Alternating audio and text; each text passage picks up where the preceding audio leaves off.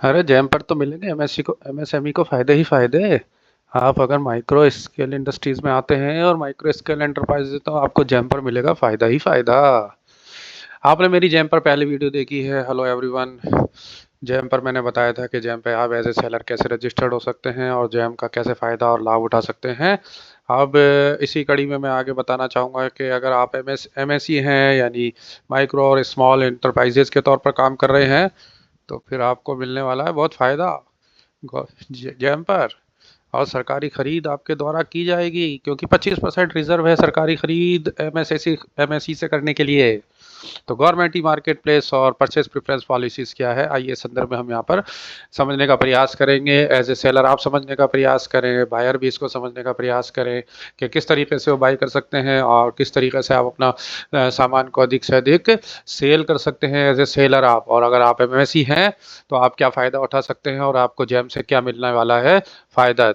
समझने का प्रयास करते हैं। पहले हमने समझने का प्रयास किया था कि जैम जो है कैसी ऑर्गेनाइजेशन है। ये एक नॉन प्रॉफिट सेक्शन 8 कंपनी है जो ministry of commerce and industries के अंतर्गत रजिस्टर्ड है। इसका ऑपरेशन मॉडल जो है वो एसपीवी के तौर पर है, स्पेशल पर्पज व्हीकल के तौर पर किया गया है।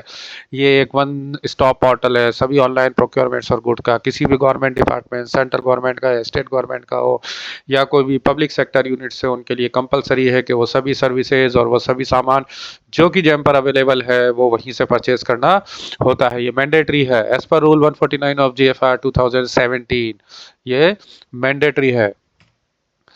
प्रोक्योरमेंट जो होती हैं वो भी मैंने बताया था कि 50,000 तक डायरेक्ट परचेज में आती हैं, 50,000 से 1 लाख तक जो है कहते हैं एल वन सेलर के परचेज में आती हैं, और वो 5 लाख की बिडिंग और रिवर्स ऑक्शन उसमें मैंडेटरी होता है।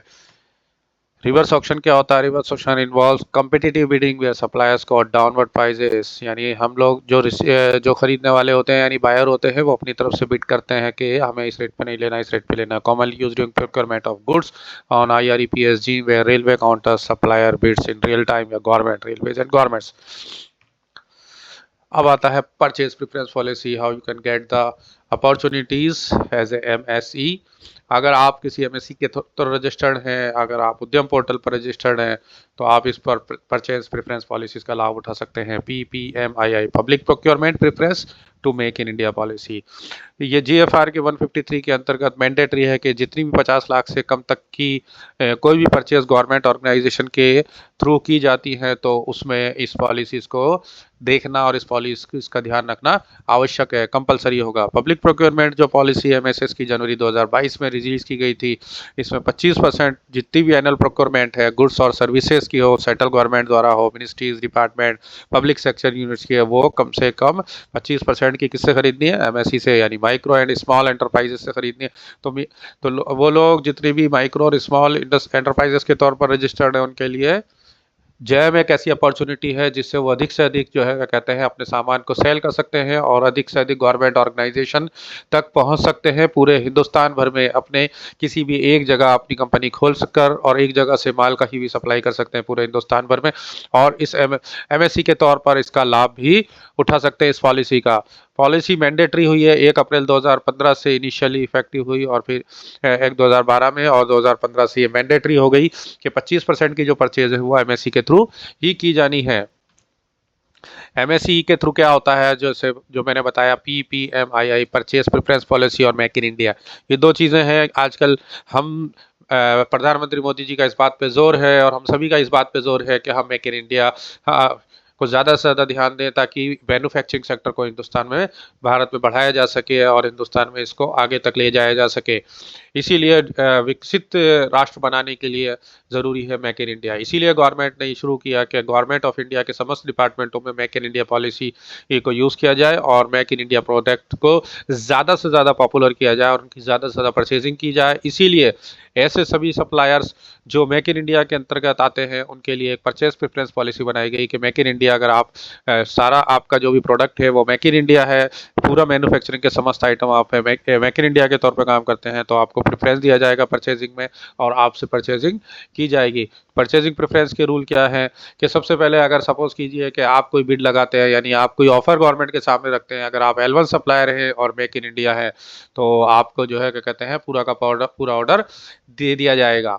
लेकिन अगर आप L1 सप्लायर नहीं है, आप L2 हैं, यानी आप बिड में सेकंड आ जाते हैं, और लेकिन आप लोकल सप्लायर हैं और जो L1 है वो लोकल सप्लायर नहीं है, यानी मेक इन इंडिया को फॉलो नहीं कर रहा है, तो आपको जो है क्या कहते हैं, उस जो भी क्वांटिटी है उसका 50% तक की क्वांटिटी का ऑर्डर आपको दिया जा सकता है, बशर्ते कि आप तैयार हो जाते हैं अपनी प्राइस को L1 के बराबर करने के लिए, और आपकी और L1 की प्राइस की रेट में 15% या 20% ज़्यादा का अंतर नहीं होना चाहिए। तो आपको ये ऑफर मिलेगा, आपको ये ऑफर मिलेगा कि भाई अगर आप L1 की रेट पर आप हमें सामान देने को तैयार है, आपकी रेट को रिड्यूस करने के लिए तैयार हैं, आप मेक इन इंडिया के अंतर्गत आते हैं, आप लोकल हैं, है ना, क्या कहते हैं, और L1 हमारा लोकल नहीं है, आप L2 के तौर पर लोकल हैं, तो हम आपको 50% तक का ऑर्डर दे सकते हैं, बशर्ते कि आप अपनी रेट को L1 तक लेकर आए। ये गवर्नमेंट की तरफ से ऑफर होता है।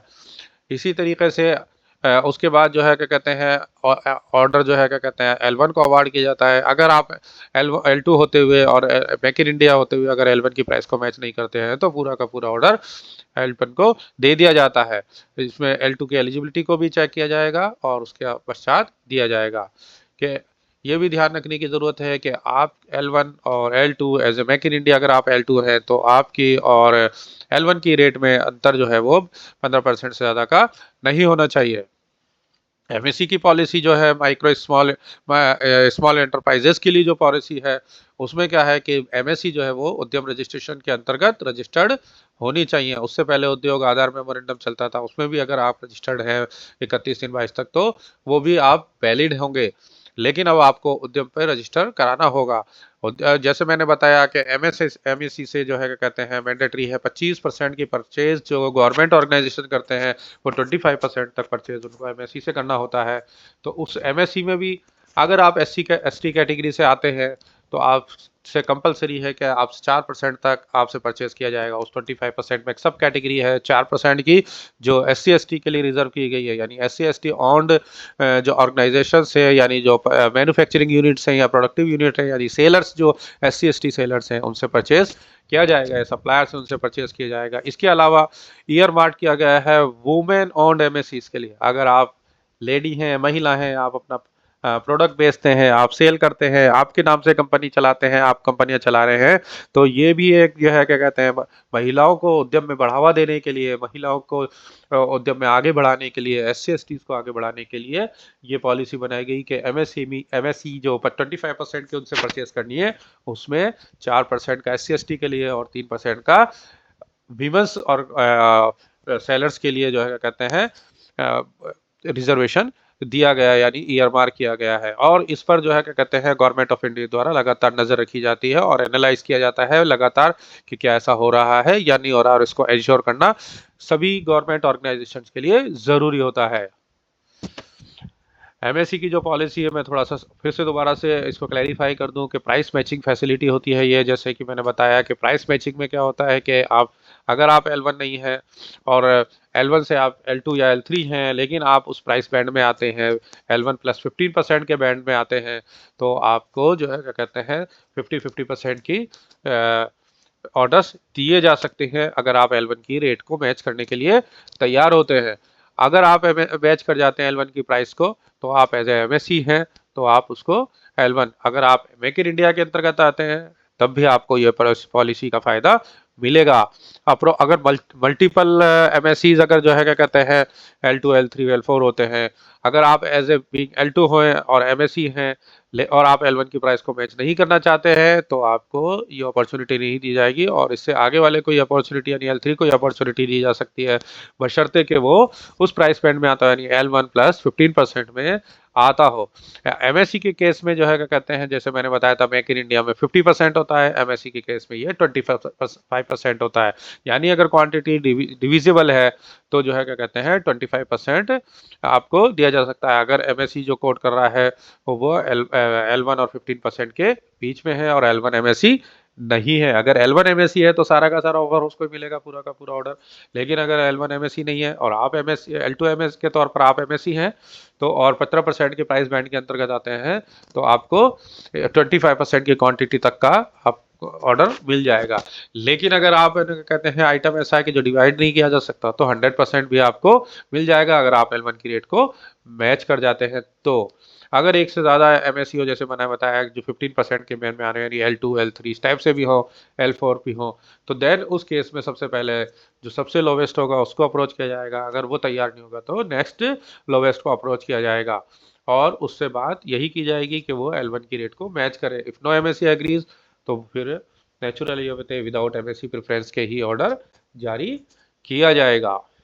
अगर आपने मेरे चैनल को अभी तक सब्सक्राइब नहीं किया तो कृपया जल्दी से जल्दी सब्सक्राइब करें, लाइक करें और कमेंट्स करें। ZARA ऐसे ज़रा सा सॉल्यूशंस, आपके कमेंट, आपके लाइक और आपके सब्सक्रिप्शन से हमारी रीच बढ़ती है और लोगों को ज़्यादा से ज़्यादा हमारी वीडियो पहुंचने में मदद मिलती है। इसलिए सब्सक्राइब करें ZARA ऐसे ज़रा सा सॉल्यूशंस ट्रैक ऑफ लर्निंग।